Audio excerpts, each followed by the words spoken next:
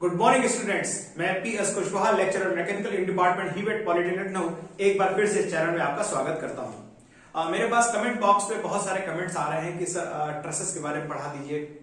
अनेकों बच्चों कमेंट आ रहे हैं, तो आज हम स्ट्रेंथ ऑफ मटेरियल उसका एक ये महत्वपूर्ण टॉपिक है ट्रसेस। उस ट्रसेस के टॉपिक को आज हम यहां पे शुरू करेंगे। सो this is the topic for the trusses.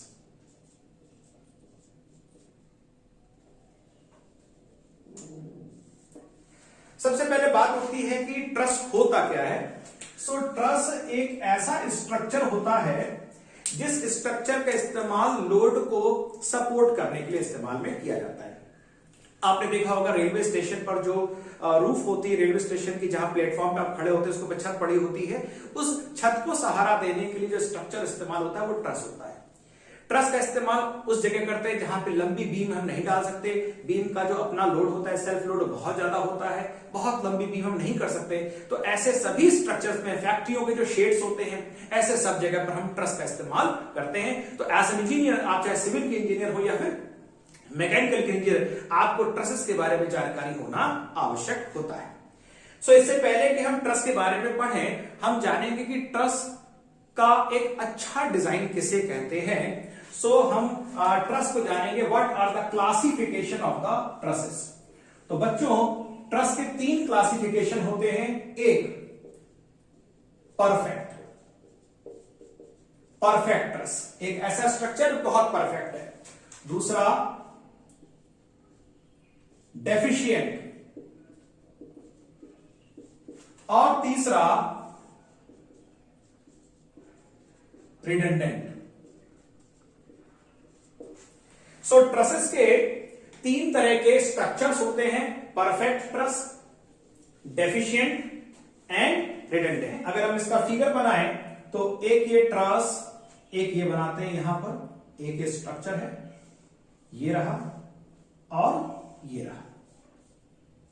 ये इस ट्रस के मेंबर्स हैं। ये ट्रस के मेंबर्स आपस में पिन, हिंज, ज्वाइंट से आपस में ये जुड़े होते हैं। So these are the members. जो आपने ट्रस देखा होगा किसी भी सपोर्ट पे, फैक्ट्री की जो शेड्स होती है, रेलवे प्लेटफॉर्म की जो शेड होती है, तो ये बड़े बड़े बार्स लगे होते हैं। इन बार को हम लोग मेंबर्स कहते हैं। क्या कहते हैं इसको? Members. So these are known as the members है। और इस ट्रस के स्ट्रक्चर में ये यहां पर फ्रेम लगा हुआ है, यहां पे इनके ये सपोर्ट्स हो गए। So this is a roller support and this is the pin support. ये ट्रस का स्ट्रक्चर है। एक और बनाते हैं यहां पर सिमिलर टाइप का, जिससे कि आपको क्लियर हो जाए कि फिगर का तात्पर्य क्या है। और ये पेपर पे आपसे पूछा भी जा सकता है कि ये स्ट्रक्चर के बारे में जरा बताइए। So this is once again roller structure, और यहां पे ये मेंबर्स इसके लगे हुए हैं। एक और देखते हैं, यहां पर ये स्ट्रक्चर है, ये स्ट्रक्चर है, ये स्ट्रक्चर है, ये सारे मेंबर्स हैं। ये एक बार लगा है, एक बार ये लगा है, एक बार ये लगा है, एक बार ये लगा है। So these are, this is the pin support and this is the roller support. तो ये सपोर्ट हो गया, स्ट्रक्चर्स हो गया, ये मेंबर्स लगे हुए हैं। अब हम जानेंगे कि किसे हम परफेक्ट कहेंगे, किसी डेफिशिएंट कहेंगे और किसे हम रिडंडेंट कहेंगे। आप कहेंगे सर जब ऐसा बनेगा तो परफेक्ट है, ऐसा बनेगा डेफिशिएंट है और ऐसा बनेगा तो रिडंडेंट है। तो ऐसा नहीं है कि हम इसको किसी को भी किसी तरीके से कह देंगे। इनके लिए एक फार्मूला हम लोग यहां पर इस्तेमाल करेंगे, और वो फार्मूला होता है m is equal to 2j minus 3। आपको बताता हूं m क्या है और j क्या है। m is the number of members, यानी ये जो 1 2 3 4 5 6 7 8 9, 1 2 काउंट कर लेते हैं, 1 2 3 4 5 6 7 8 और 9। ये जितने भी बार यहां पे लगी हुई हैं, जितनी भी छड़ें यहां पर आपस में कनेक्टेड हैं, इन सबको हम यहां मेंबर्स कहते हैं। और मेंबर की संख्या यहां पर m से बताई जा रही है। दूसरी बात जे का मतलब है ज्वाइंट्स। जे का मतलब है ज्वाइंट्स। ज्वाइंट को हिंदी में क्या कहते हैं? जोड़। और इसका मतलब है members. These are the members. अवयव हिंदी में कहेंगे, या कितनी यहां पे छड़ लगी हुई है, या कितने यहां पर बार लगे हुए हैं। So these all are the members and these are the joints. Joint को जरा सा यहां पर हम लोग रेड से बना लेते हैं। दीज आर द ज्वाइंट्स, 1 2 3 4 5 6 यहां पर ज्वाइंट है। तो जरा इस फॉर्मूले का इस्तेमाल करते हैं। अब किसी भी फ्रेम्ड स्ट्रक्चर के लिए अगर ये फार्मूला संतुष्ट हो रहा है तो ये परफेक्ट कहलाएगा। एन की वैल्यू अगर इस फॉर्मूले से जितने आवश्यक है एन की वैल्यू उतनी ही आ रही है तो परफेक्ट, एन की वैल्यू छोटी आ रही है डेफिशिएंट, और एन की वैल्यू अधिक आ रही है तो आपने आवश्यकता से अधिक क्षणों का इस्तेमाल कर लिया, वेट आपने ट्रस का बढ़ा दिया, सो उसको हम रिडंडेंट कहेंगे। सो इसको यहां पे इस्तेमाल करते हैं। ज्वाइंट बच्चों कितने हैं? 1 2 3 4 5 6, तो ये हो गया 2 into 6 एंड 3 माइनस में 3, ये 12 और ये 9 यहां पर इस फार्मूले के राइट हैंड साइड से आपको 9 मिला है। जरा लेफ्ट हैंड साइड में कैलकुलेशन देखते हैं तो लेफ्ट हैंड साइड में पहले से आप कैलकुलेट कर चुके, इसमें 9 बार हैं। इसका ना LHS भी 9 है, RHS भी 9 है। इसका मतलब ये एक आदर्श फ्रेम स्ट्रक्चर है, आदर्श ट्रस है, क्योंकि ये इस फार्मूले को संतुष्ट करता है। जरा इसके बारे में देखते हैं। ज्वाइंट्स कितने हैं? तो ज्वाइंट्स तो मैं समझता हूं सेम आप देख रहे होंगे, 1 2 3 4 5 और 6 ज्वाइंट्स हैं। सो यहां पर 2j माइनस 3 की वैल्यू 2 into 6 माइनस 3 बराबर कितना हो गया? 9। लेकिन मेंबर्स कितने हैं? 1 2 3 4 5 6 7 और 8। सो m की वैल्यू लेस देन है 2j माइनस 3 से। सो ये इसमें अभाव है, इसको डेफिशिएंट फ्रेम स्ट्रक्चर हम कहेंगे। ये आदर्श है, ये अभावग्रस्त है। यहां आते हैं, ज्वाइंट्स तो उतने ही हैं, ये ज्वाइंट नहीं मानेंगे, ये ज्वाइंट नहीं है, ज्वाइंट तो ये पर है, ये these are the joints. So इसमें 2j माइनस 3 की value 2 into 6 minus 3 is equal to 9। लेकिन जब मेंबर्स हमने गिने तो 1 2 3 4 5 6 7 8 9 एंड 10। इस पे 10 स्ट्रक्चर है, 10 मेंबर लगे हुए। सो m की वैल्यू 10 हो गई, that means m greater than 2j minus 3। इसमें जो बार लगे हुए हैं आवश्यकता से अधिक लगे हुए हैं, इनको अधिक वाला कहेंगे, इसको रिडंडेंट फ्रेम स्ट्रक्चर हम कहेंगे। और इसमें आपको एक हटा लेना चाहिए क्योंकि ये अनावश्यक रूप से आपके इस ट्रसेस के स्ट्रक्चर का वेट बढ़ा रहा है, इसमें आदर्श स्थिति नहीं है। सो नंबर ऑफ बार आप कितने इस्तेमाल करेंगे ये इस फॉर्मूले से गवर्न होता है। अगर नंबर ऑफ मेंबर यहां से आप काउंट कर लीजिए, यहां से कैलकुलेट कर लीजिए, दोनों वैल्यू सेम तो आदर्श। मेंबर्स कम हो गए, 2j माइनस 3 की वैल्यू अधिक है तो ये अभावग्रस्त हो गया, डेफिशिएंट। और मेंबर्स की संख्या अधिक है इसकी वैल्यू से तो ये बहुत ज्यादा इसमें होंगे, इसको रिडंडेंट टाइप का स्ट्रक्चर कहते हैं। सो this is the type of the trusses structure. जो फ्रेम्ड स्ट्रक्चर होता है वो 3 प्रकार के होते हैं। पेपर में आपसे पूछा जाएगा तो इनको आप आसानी से बता सकते हैं। तो इस लेक्चर के अगले सेक्शन में हम लोग चलेंगे, एक ट्रस का स्ट्रक्चर लेंगे और ट्रस के स्ट्रक्चर से हम रिएक्शंस निकालेंगे और किस तरीके से सवालों में लेके इसको आगे बढ़ेंगे उसको हम देखेंगे। ओके, सो एक प्रॉब्लम लेते हैं यहां पर। एक ये फ्रेम्ड स्ट्रक्चर है और ये हमने एक स्ट्रक्चर लिया, ये लिया स्ट्रक्चर, ये रहा स्ट्रक्चर और ये रहा इसका एक स्ट्रक्चर। इसको आदर्श बना लेते हैं। ये अगर बार यहां पर रखेंगे तो आदर्श हो जाएगा। And this is a pin type of support and this is a roller type of a support। ये पॉइंट A है और ये पॉइंट यहां पर B है। इस जगह पर लोड लग रहा है 40, दिस इज 40 किलो न्यूटन। लेकिन इस सिरे पे जो लोड लग रहा है ये इस तरीके से ऐसे लोड लग रहा है and this load is at right angle with this frame member. यानी इस ट्रस के इस मेंबर के साथ इस लोड की दिशा 90 डिग्री का कोण बनाता है and this load is 80 kilo newton. बाकी चीजें यहां पे दी गई हैं। दिस इज 2 मीटर, ये वैल्यू 2 मीटर की है। This is 2 metre, this is 2 metre and this height is 3 metre. So इस फ्रेम्ड स्ट्रक्चर में जो हाइट की वैल्यू है वो 3 मीटर है और जो ये बेस यहां पर दिए गए हैं 2 मीटर है। अब आप ऐसे सवाल जब आपको फ्रेम स्ट्रक्चर दिया जाएगा तो हम कैसे लगाएंगे, सबसे पहले बीम का एसएफटी और बीएमटी निकालते समय आपको सिखाया था। सबसे पहले आप यहां पे निकालने वाले हैं reaction R A and reaction R B.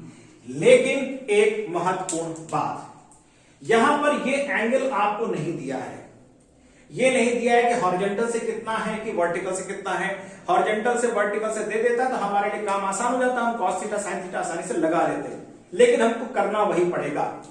So let us सी कि अगर ये एंगल मान लेते हैं ये वाला एंगल थीटा है, दिस एंगल इज थीटा, ये परपेंडिकुलर है, तो अगर ये थीटा है तो यहां से अगर हमने हॉरिजॉन्टल लाइन ड्रॉ कर दें, so this value will also be theta. ये चीज देख लीजिए, नोट कर लीजिए, सोच लीजिए। ये वैल्यू अगर हम थीटा मान लें तो ये वाली वैल्यू यहां पर थीटा होगी, क्योंकि ये अगर यहां पर आ जाएगा थीटा 0 तो ये चीज यहां पर आ जाएगा, हॉरिजॉन्टल हो जाएगा, नॉट दिस। सो थीटा हमको पता लग गया। जरा इस ट्रायंगल में बी सी डी के ट्रायंगल में, triangle B C D, tan theta निकालिए तो tan थीटा कितना हो जाएगा, लंब बटे आधार 2/3। अब अगर tan थीटा आपको पता लग गया है तो sin थीटा कितना होगा, इसके लिए ये वैल्यू चाहिए, ये वैल्यू कितनी हो जाएगी, √13। सो ये जो √13 हो जाएगा, now then sin theta will be 2 and this 2 perpendicular upon hypotenuse is 13 and the cos theta shall be this value, this is the base, and 3/√ 13।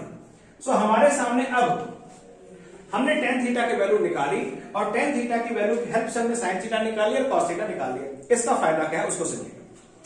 आप कहेंगे सर आपने ट्रस्ट के मेंबर में फोर्सेस, हमने तो बहुत सारे किताब में देखे ऐसे सवाल कि ट्रस्ट के मेंबर में कितने फोर्सेस निकलने हैं, वो आप निकालना सिखाएंगे। आपने यहां तो रिएक्शन निकालना सिखा दिया। धैर्य रखिए, बिना रिएक्शन के आप मेंबर का एक भी मेंबर का फोर्स आप नहीं निकाल पाएंगे। सो आप पहले आरए निकालना सीखिए। लेकिन इस आरए आरबी निकालने के केस को भी आप एक दूसरा केस मान के चलिए। मैंने वहां पर एक इंक्लाइंड फोर्स लगाया हुआ है, ये सीधे सीधे आरए और आरबी नहीं होगा, यहां पर भी एक केस है, सुनिएगा। ये एक रोलर सपोर्ट है। रोलर सपोर्ट में मैंने आपको बताया था कि रिएक्शन हमेशा वर्टिकली अपवर्ड होता है, लेकिन ये एक हिंज सपोर्ट है और यहां पर देखने से पता लग रहा है, इसको थोड़ा सा कलर चेंज करते हैं, ये 80 जो लग रहा है इंक्लाइन है, ये थीटा है। 80 का एक कंपोनेंट ऐसे आएगा and this will B 80 cos theta और एक कंपोनेंट इसका नीचे गिरेगा, this would be 80 sin theta. ये अच्छे से आप देख लीजिए।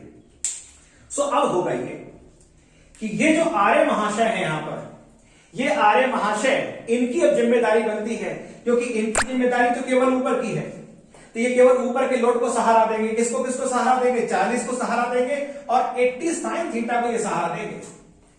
अब ये दोनों मिलके, लेकिन आर्य जो महाशय यहां पर हैं, इनके दो कंपोनेंट बनेंगे, एक वर्टिकल कंपोनेंट और एक हॉरिजॉन्टल कंपोनेंट।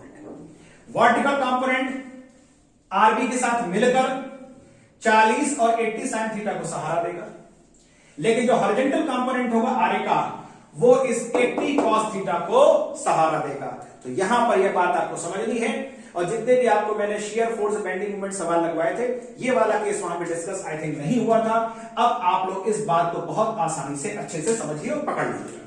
सो इसको यहां पर एक नाम दे देंगे RAV, reaction at point A in the vertical direction, and इसको नाम दे देंगे RAH, reaction at A in the horizontal direction. अब बहुत आसान हो चुका है।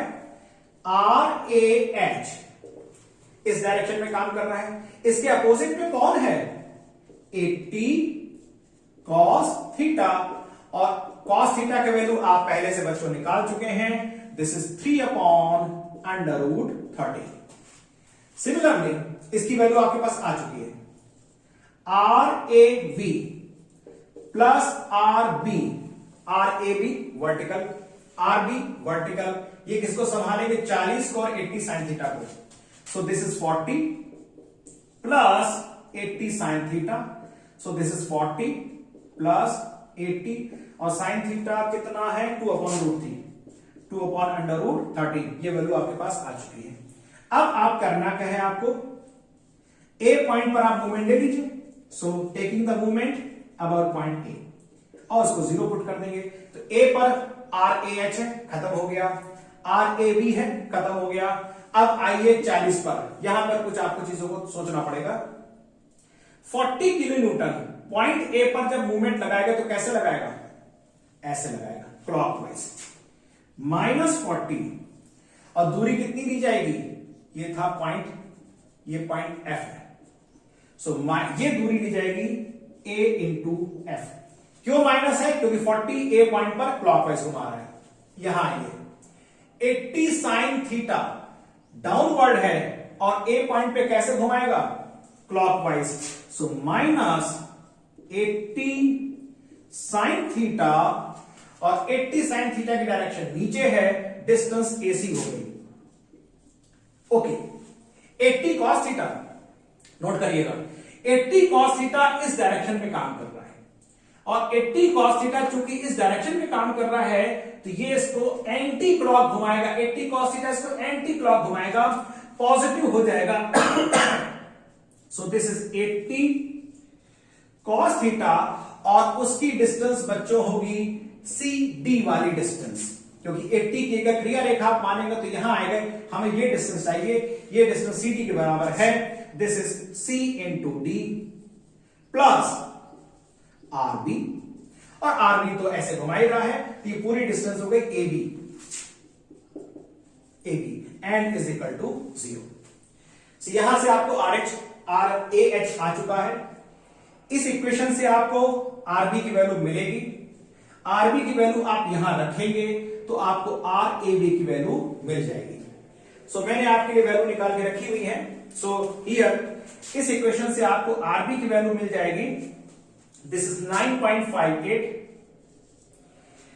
इस वैल्यू को हम यहां रखेंगे तो यहां से हमको RAV की वैल्यू मिल जाएगी and this would be 74.79 kilo Newton.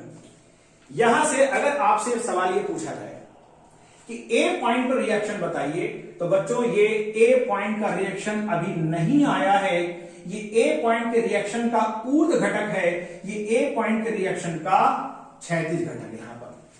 So A point का जो टोटल रिएक्शन होगा वो कुछ इस प्रकार से होगा, इसको नीले से बनाते हैं, ये रहा रिएक्शन और ये रहा इसका परिणामी, यानी ये है RA एंड RA की वैल्यू हो जाएगी RA is equal to under RAV square RAH square.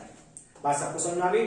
अब अगर आपसे पूछता है, वैसे आपको निकालना भी चाहिए, अगर ये एंगल आपसे पूछ लिया जाए कि बोले साहब ये जो ए पॉइंट का टोटल रिएक्शन है, नेट रिएक्शन, वो क्षैतिज के साथ कितना कोण बना रहा है, हॉरिजॉन्टल के साथ कितना इंक्लिनेशन पर है। सो सिंपली tan अल्फा और tan अल्फा अगर आप ये वाला ले लेंगे तो ये परपेंडिकुलर हो जाएगा, दिस RAV अपॉन RAH और यहां से आप tan अल्फा की वैल्यू निकाल देंगे। तो ये प्रॉब्लम मैंने ऐसी क्यों ली, क्योंकि ट्रसेस में आपको बहुत सारी ऐसी प्रॉब्लम मिलेगी कि ये जो फोर्सेस लग रहे हैं वो वर्टिकल ना होकर इंक्लाइन लगते हैं। इसलिए अगर इंक्लाइन लग रहे हैं तो आपको तुरंत देखना है कौन सा सपोर्ट रोलर सपोर्ट है। रोलर सपोर्ट पर रिएक्शन वर्टिकली अपवर्ड होगा, लेकिन जो पिन सपोर्ट है, हिंज सपोर्ट है, वहीं पर उसकी जिम्मेदारी बनती है उस सपोर्ट की कि वो तिरछे वाले जो फोर्सेस है उनको वो सपोर्ट करता है, उनको रिएक्ट करता है। सो तुरंत आपको एंगल वगैरह निकाल के उसको वर्टिकल और हॉरिजॉन्टल कंपोनेंट डिवाइड करना है और आपको इस तरीके से पिन सपोर्ट पर आपको हॉरिजॉन्टल और वर्टिकल के रूप में इनको वैल्यूज को आपको निकालना है। और अब इस लेक्चर के अगले सेक्शन में हम एक प्रॉब्लम, ट्रस की प्रॉब्लम एक यहां पर हमने बोर्ड पर बनाई हुई है, प्रॉब्लम को डिस्कस करें। इसके पहले हम जान लें कि जब भी आपको ट्रस की प्रॉब्लम दी जाएगी और ट्रस की प्रॉब्लम में यहां पर देख सकते हैं आप 4 किलो न्यूटन का लोड लग रहा है और इस जगह पर लोड लग रहा है, इसको हटा देते हैं थोड़ी देर के लिए, इस जगह पे लोड लग रहा है, दिस इज 2 किलो न्यूटन। सो एक ट्रस का स्ट्रक्चर यहां पर आपको दिखाया गया है जिसमें ये 3 मीटर का है, नीचे की बार ये 3 मीटर का है, ये 60 डिग्री है, 60 डिग्री, 60 डिग्री और 60 डिग्री। इसका तात्पर्य है कि अगर ये 60-60 हो गया और 3 है, इसका मतलब ये भी 60 होगा। तो जितने भी साइड यहां पर आपको ट्रायंगुलर जो ट्रस दिखाया जा रहा है, इस ट्रायंगुलर ट्रस पे हर साइड की जो लेंथ है वो 3 मीटर है। अब हमसे कहा गया है कि इस ट्रस के हर मेंबर पे कितना फोर्स लग रहा है उसको आपको निकालना है। ये फोर्सेस हम लोगों ने यहाँ पे P1, ये P3, ये P4 कैसे, अभी हम इससे बात करेंगे। तो इनको निकालने के लिए दो मेथड होते हैं। एक मेथड ऑफ ज्वाइंट्स, इसको हिंदी में जोड़ विधि कहते हैं, जोड़ विधि, जोड़ विधि। दूसरा मेथड होता है method of section, method of section, इसको सामान्यतः हिंदी में काट विधि कहते हैं। तो इस लेक्चर के इस सेक्शन में हम लोग आज मेथड ऑफ ज्वाइंट से इस स्ट्रक्चर का, इस ट्रस के हर मेंबर पे कितना फोर्स लग रहा है उसको हम लोग कैलकुलेट करने वाले हैं। तो सबसे पहले आज के इस लेक्चर सेक्शन में हम लोग मेथड ऑफ ज्वाइंट से ये सारे forces P1, P2, P3, P4, P5, P6, P7 ये सारी वैल्यूज हम लोग निकालेंगे। इन वैल्यूज को हम लोग निकालें उससे पहले कुछ बातों को आपको ध्यान रखना होगा। पहली चीज, कि पूरे स्ट्रक्चर को हम ये मान के चलेंगे, कुछ एजम्पशंस हैं। नंबर 1 कि सब कुछ स्टैटिक इक्विलिब्रियम में है, यानी सारी चीजें जितनी भी यहां पर हैं, सारे फोर्सेस, पूरा स्ट्रक्चर स्थैतिक साम्यावस्था में है, स्थैतिक साम्यावस्था में है। एक बात। दूसरी बात जो हम आपने RA और RB की वैल्यू सबसे पहले निकालनी है। याद करिए शियर फोर्स और बेंडिंग मोमेंट के केस में भी हम लोग RA और RB की वैल्यू पहले निकालते हैं, यहां भी वही काम करना है। इसीलिए पिछला जो सवाल एक लिया था उसमें RA और RB ही आपको निकालना सिखाया था। तो सबसे पहले RA और RB आप निकाल लेंगे। और यहां पर मेथड ऑफ ज्वाइंट्स में हम दो कंडीशन का इस्तेमाल करेंगे, sigma H is equal to 0 and sigma V is equal to 0। Sigma H बराबर 0, सिग्मा V बराबर 0। सिग्मा M बराबर 0 यहां पर इस्तेमाल नहीं होता है। तो एक बड़ी खास बात नोट करिए, बीम में हमने सिग्मा H भी लगाया, सिग्मा V लगाया, सिग्मा M भी लगाते थे। यहां पे मूवमेंट का इक्विलिब्रियम हम यहां पर कंसीडर नहीं करेंगे। केवल दो प्रतिबंधों के साथ मेथड ऑफ ज्वाइंट्स, जोड़ विधि आपको सारे मेंबर्स में लगने वाले फोर्सेस का मान यहां पर बता देगा। दूसरी बात, अब आप कहेंगे सर आपने P1, P2, P3, P4 ये तो आपने पहले से बता दिए। आप इसमें P1, P2 आप यहां पे P1 इसको कर लीजिए, P2 को यहां दिखा दीजिए, कोई दिक्कत नहीं। P1 की डायरेक्शन मैंने जैसे दिखाई हुई है, आप इसको पलट लीजिए, इसको आप पलट लीजिए, इसको पलट लीजिए, कोई दिक्कत नहीं। दैट मीन्स क्लास में जितने बच्चे सवाल को कर रहे हैं उनके लिए P1, P2 कहीं भी हो सकते हैं। P1, P2 की उनकी दिशाएं भी दूसरी हो सकती है, उससे कोई फर्क नहीं पड़ता।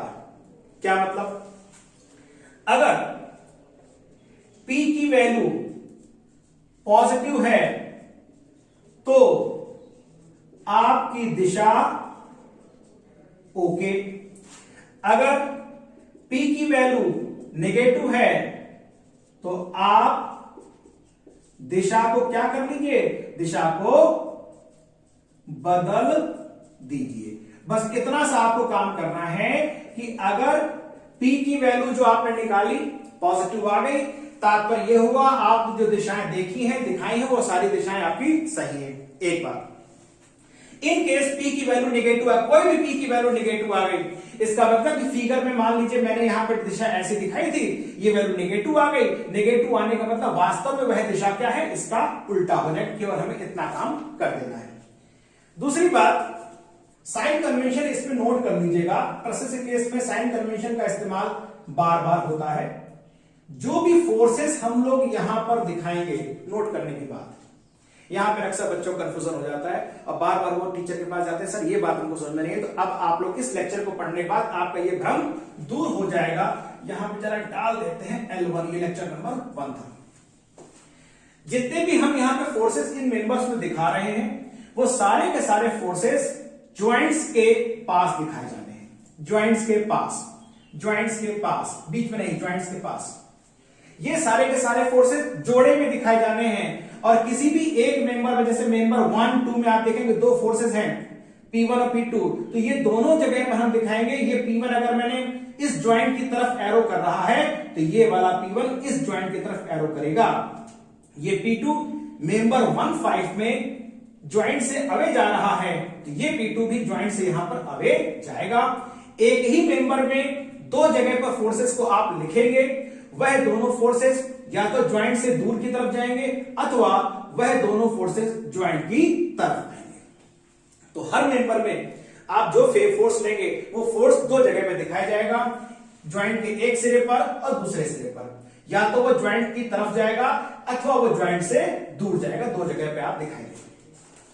दूसरी बात, तो यहां पर अगर हम फोर्सेस ज्वाइंट से दूर जा रहे हैं तो अच्छा, ये जितने फोर्सेस हम यहां पर दिखाते हैं all these forces are resistive forces.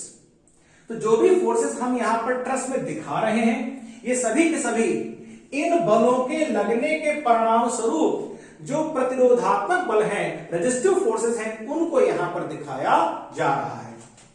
तो अगर ये ज्वाइंट से दूर आ रहे हैं तो ये टेंशन का है, और अगर ये ज्वाइंट्स की तरफ जा रहे हैं, if these forces are towards the joints then it is what, it is a compression. तो यहां पे बल्कि हम लिख लेते हैं it is tension and it is compression. ये बात अब आपको नोट कर लेनी है कि जो भी फोर्सेस हैं ये सारे के सारे रेजिस्टिव फोर्सेस हैं। एक बात, रेजिस्टिव फोर्सेस होने के बाद जितने फोर्सेस हैं हर मेंबर में दो जगह दिखाए जाएंगे, एक ज्वाइंट, एक पूरे मेंबर में दोनों सिरों पे दिखाए जाएंगे। सिरों पे दिखाने पर या तो वो ज्वाइंट की तरफ हो सकते हैं अथवा वो ज्वाइंट से दूर की तरफ हो सकते हैं। अगर वो फोर्सेस ज्वाइंट से दूर की ओर है तो इसका मतलब उस मेंबर पर तनाव का बल लग रहा है, या वो ज्वाइंट से की तरफ जा रहे हैं तो उस मेंबर पर कंप्रेशन, उस मेंबर पर संपीड़न का बल लग रहा है। तो ये कुछ एजम्पशंस हैं जिन एजम्पशंस को हम लोग यहां पर लेकर चलेंगे। तो एक बार फिर से मैं आपको बताता हूं, P1 P2 के लिए चिंता मत करिएगा, आप इस सवाल को दोबारा लगाइएगा, अपने से दोबारा लगाइएगा। P1 P2 कहीं भी दिखा दीजिए, कोई भी आप दिशा ले लीजिए, बस इतनी सी बात याद रखिएगा, अगर आपका P का मान पॉजिटिव आया है तो आपने जो दिशा दिखाई वो सही है, और यदि P का मान नेगेटिव आया है तो बस फिगर में आप उस दिशा को बदल देंगे, जो अंतिम फिगर आप वहां पर बनाएंगे।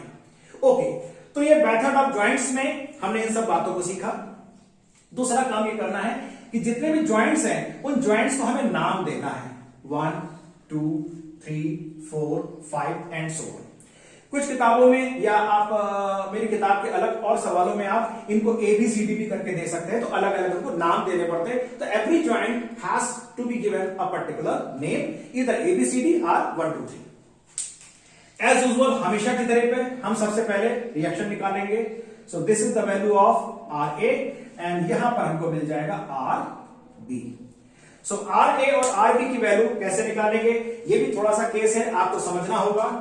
RA plus RB is equal to 4 plus 2 is equal to 6। RA plus RB 4 plus 2 is equal to 6। अब हमने A पॉइंट के अबाउट मूवमेंट दिया, इक्वल 0 कर देंगे। सो क्या होगा, इसका तो काम खत्म हो गया। RB जो ये 4, अब ये जो 4 है नीचे की ओर है, ये एक इक्विलेटरल ट्रायंगल है, ये अगर नीचे की ओर आएगा तो इस पॉइंट पर आएगा सेंटर पर, और सेंटर यहां से कितनी दूर है 1.5, माइनस में होगा क्योंकि क्लॉकवाइज घुमाएगा 1.5, इस पर आएंगे 2 वाला वर्टिकल यहां पर आएगा इस जगह पर, ये यहां से कितनी दूर है 3, और इस 3 का आधा 1.5 4.5, तो -2 इंटू 4.5 प्लस RB, और RB की दूरी यहां से ऐसी कितनी है 3 और 3 6, एंड इज इक्वल टू 0।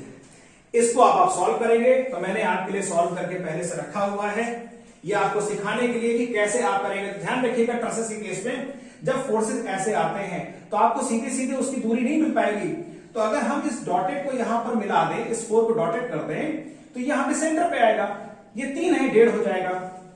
अगर हम 2 वाले को डॉटेड यहां पे करके मिलाएंगे सेंटर में जाएगा, तो ये 3 इस 3 का आधा 1.5 4.5 हो जाएगा। तो ये बात आप नोट कर लीजिए, ये 4.5 कैसे आया और ये 1.5 कैसे आया। सो आर ए की वैल्यू आ गई है 3.5, यहां लिख लेते हैं। आर बी की वैल्यू आ गई है 2.5, सो दिस इज 2.5। चूंकि हमने यहां पर 1 2 3 4 लेके चल रहे हैं, तो एक काम करते हैं, इसको 1 और इसको 2 कर देते हैं, क्योंकि सब जगह हमने 1 2 3 4 रखा है। इसको भी 1, इसको भी 2 एंड बाकी सारी वैल्यू, ये हमारे लिए 2 की वैल्यू आ गई। सो हमारे पास आर ए आ चुका है, हमारे पास आर बी भी आ चुका है। अब हम एक एक करके सभी ज्वाइंट्स को लेंगे और अपना सवाल आगे बढ़ाएंगे।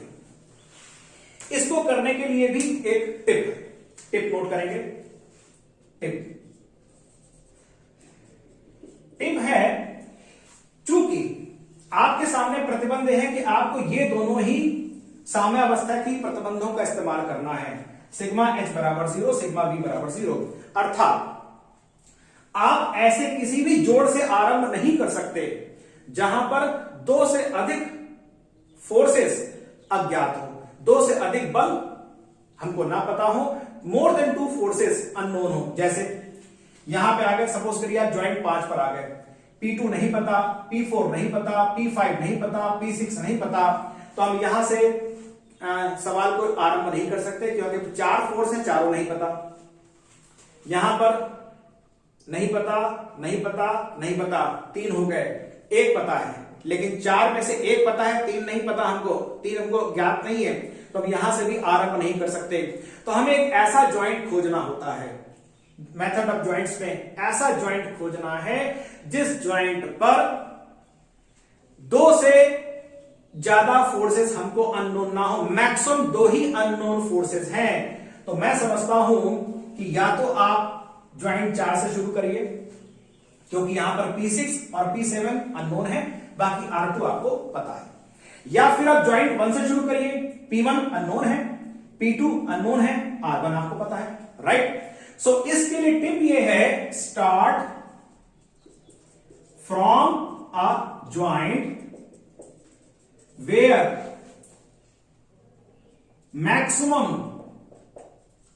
2 फोर्सेस आर, यानी उस ज्वाइंट से आपको आरंभ करना है जहां पर अधिक से अधिक केवल 2 ही फोर्सेस अज्ञात है, 2 फोर्सेस आपको नहीं पता है।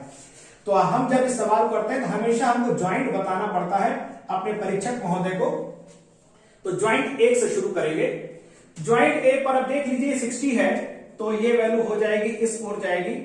So this is what, P, this is P का साइन कंपोनेंट नीचे की ओर आएगा, सो दिस इज P1 साइन 60, और P1 साइन 60 को बैलेंस करेगा R1। This is P1 sine 60, ये हमने 60 लिया है, ये ऐसे आएगा, इसको R1 बैलेंस करेगा, R1 की वैल्यू 3.5 है, इसकी वैल्यू होती है √3/2, 2 ऊपर चला जाएगा, सो P1 की वैल्यू हो जाएगी 7/√3। Let me check, 7/√3।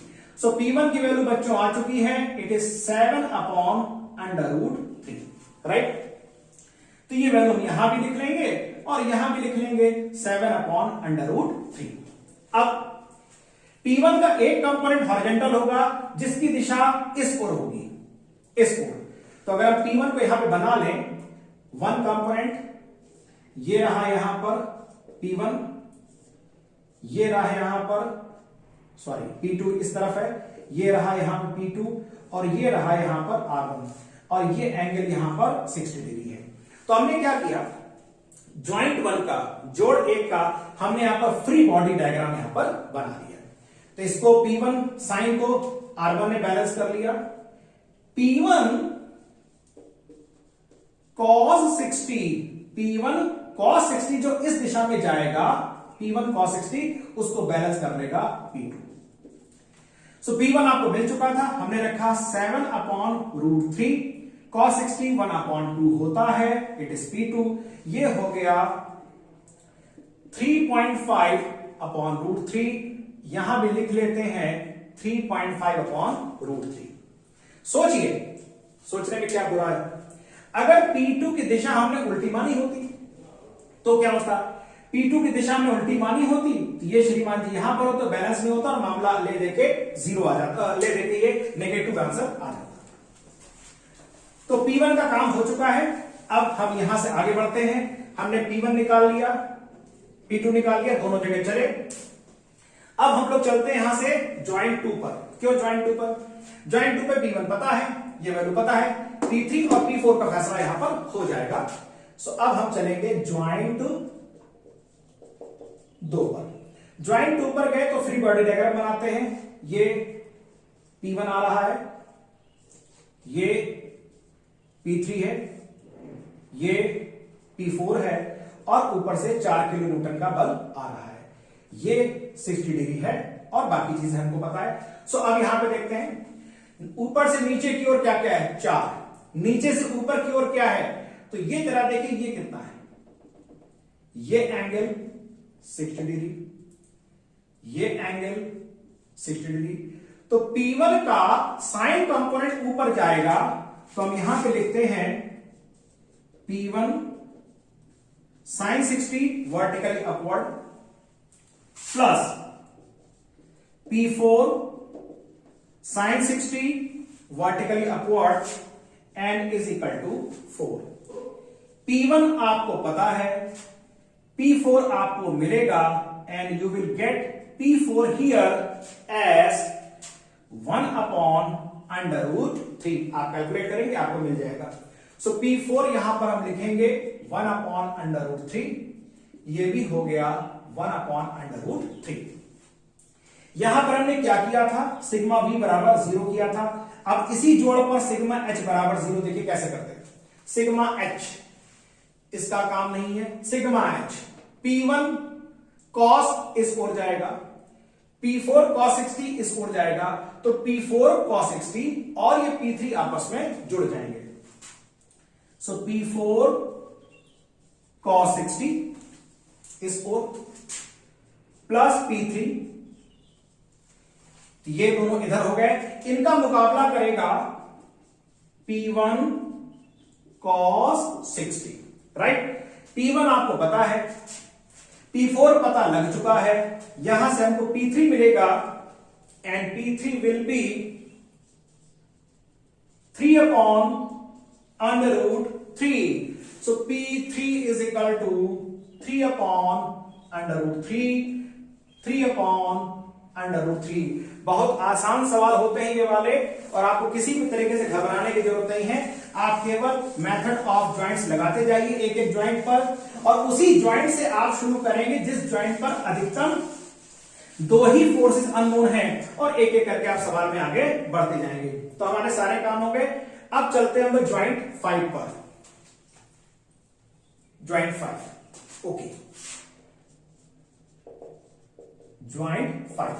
अब ज्वाइंट 5 में देखिए P2 पता लग चुका है, P4 मालूम हो चुका है, P5 और P6। वर्टिकल के लिए अगर हम देखें, वर्टिकल के लिए इन दोनों का कोई रोल वर्टिकल के लिए नहीं होगा। P4 साइन 60 नीचे आएगा, परंतु P5 साइन 60 ऊपर जाएगा। इसका फ्री बॉडी डायग्राम देखिएगा। This is P2, this is P6, this is P4 and this is P5। तो वर्टिकल में इनका कोई योगदान नहीं रहेगा। इसका क्योंकि ये 60 है, साइन कंपोनेंट नीचे होगा, ये 60 है, इसका साइन कंपोनेंट ऊपर होगा। P4 sine 60, P5 sign 60 cut गया। ये क्यों कट गया? कट गया। P4 की वैल्यू P5 की वैल्यू के बराबर आ गई। P4 की वैल्यू P5 की वैल्यू के बराबर आ गई। P4 कहां है, P5 कहां है? This is 1/√3, this is 1/√3। Okay, now अब हम लोग चलते हैं ज्वाइंट नंबर 4 पे। ज्वाइंट नंबर 4 कहां है? यहां रहा। P7 निकालना है, P6 निकालना है। पहले वर्टिकल देखते हैं। वर्टिकल में P7 साइन 60 नीचे आएगा, तो वर्टिकल में P7 साइन 60 नीचे आएगा, इसका मुकाबला करेगा R2 and P7 sin 60। R2 आपको पता है कितना है, R2 2.5, so this is n √3/2, तो √3/2 2.5, इट इज R2 की वैल्यू है 2.5, ये वैल्यू है √3/2 and this is P7, so P7 is equal to 5/√3, value आ गई, लिख देते हैं यहां पर, दिस इज 5/√3। अब ये वैल्यू P6 इस तरफ जा रही है, P7 ऐसे जा रहा है, इसका कॉस कंपोनेंट ऐसे जाएगा, तो जब इसका कॉस कंपोनेंट इस तरह जाएगा तो होगा ये कि P6 का जो कि इस डायरेक्शन में है ये मुकाबला करेगा P7 जो कि उस डायरेक्शन में है, so this will be equal to P7 cos 60। P7 आपने 5/√3 निकाला है, cos 60 1/2 होता है, इट इज 2.5/√3 एंड 2.5/√3 ये हमने यहां पे लिखा, 2.5/√3 यहां भी लिखा, 2.5/√3, ये सारे आंसर्स हमने यहां पर निकाल के रख दिए। नाउ हमें इन सवालों में केवल ये आंसर निकाल देने से ही हमको पूरे नंबर नहीं मिलेंगे, आपको ये बताना पड़ेगा कि किस मेंबर पर टेंशन है, किस मेंबर पर कंप्रेशन है। सो ऐसा ये प्रयास किया जाता है कि अपने सारे आंसर्स को आप यहां पर समराइज भी कर देंगे। तो समराइज करने का तरीका यह है कि आप यहां पर एक सारणी बना लीजिए और सारणी में यहां पर आप लिख दीजिए, पहला मेंबर, दूसरा कितना वहां पर फोर्स आया और FORCE, और फोर्स की प्रकृति कैसे है, नेचर। तो देखिए कैसे, मेंबर 1 2, मेंबर 1 2, फोर्स कितना 7/√3, दोनों forces towards the joint, joint की तरफ जा रहे हैं, कंप्रेशन, सिंपल कंप्रेशन आ गया। मेंबर 2 3, 2 3 में कितना फोर्स है, 3/√3, ज्वाइंट की तरफ जा रहे हैं, कंप्रेशन। मेंबर 3 4, फोर्स कितना है, P7, यहां पे लिख लेते हैं 5/√3, इट इज P7 5/√3, ज्वाइंट की तरफ जा रहे हैं, कंप्रेशन, राइट। 4 5 में P6, मुझे बताते रहिएगा आप लोग, 2.5/√3, ज्वाइंट से दूर जा रहा है, ज्वाइंट से दूर जा रहा है, टेंशन। 5/1, कितना फोर्स, P2, 3.5/√3, 5/1, ज्वाइंट से दूर जा रहा है, ज्वाइंट से दूर जा रहा है, it is tension. And 5/2 P4, 1/√3, joint की तरफ जा रहा है, कंप्रेशन। 5/2 तो हो चुका, 5/3 P5 1/√3, निकालिए, याद करिए, P4 P5 की वैल्यू में सेम आनी थी। And P5 away from the joints, joint से दूर जा रहा है, इट इज टेंशन। तो ये सारी चीजें हमने यहां पर निकाल ली, और अब मैं नहीं समझता कि आपको मेथड ऑफ ज्वाइंट्स के किसी भी सवाल में अब समस्या होने वाली है। कुछ बातों को ध्यान रखिएगा, सबसे पहले RARB निकालेंगे, नंबर 1। नंबर 2, उस ज्वाइंट से शुरू करेंगे जिस ज्वाइंट पर अधिकतम 2 ही फोर्स आपके लिए अननोन है, वहीं से शुरू करेंगे, नंबर 2। नंबर 3, आपने इन्हीं दोनों का फार्मूलों का इस्तेमाल करना है। उसके बाद केवल एक ज्वाइंट पर अपना फोकस करिए और उस ज्वाइंट पर आने के बाद वहां पर बैलेंस निकाल लीजिए कि vertically upward forces is equal to vertically downward forces, left वाले फोर्सेज बराबर राइट वाले फोर्सेज, सारे सवाल आ जाएंगे। अगर आपको कोई P की वैल्यू नेगेटिव आती है, इसका मतलब कि आपने फिगर में उसकी जो दिशा दर्शाई है वो दिशा उसके वास्तव में उल्टी है, तो उसको वहां पर करेक्शन कर लीजिए और अंत में वही फिगर बनाइए जो आपका सही है। तो अगर हम यहां पे दिखाएं तो 1 2 में C है, 2 3 में C है, एंड दिस इज 3 4 में C है, कंप्रेशन है। 4 5 में टेंशन है, 4 5 में टेंशन है। 5-1 में टेंशन है, 5-1 में भी यहां पर टेंशन है, इस बार में टेंशन है। 5-2 में कंप्रेशन है, 5-2 में कंप्रेशन है एंड 5-3 में टेंशन है। सो ये सारा सवाल हो गया, सारे आंसर आ गए और आपको 5-6 नंबर में सवाल मिलेगा, पूरे आपके नंबर यहां पर मिल जाएंगे। इस लेक्चर के अगले सेक्शन में, जो अगला लेक्चर आएगा, उसमें हम मेथड ऑफ सेक्शन पढ़ेंगे और उसके ढेर सारे न्यूमेरिकल्स हम लोग इसमें लगाते रहेंगे। Till then thank you very much and keep reading. अपने आसपास सफाई बना के रखिए, अपने माता पिता की सेवा करिए। Thank you very much.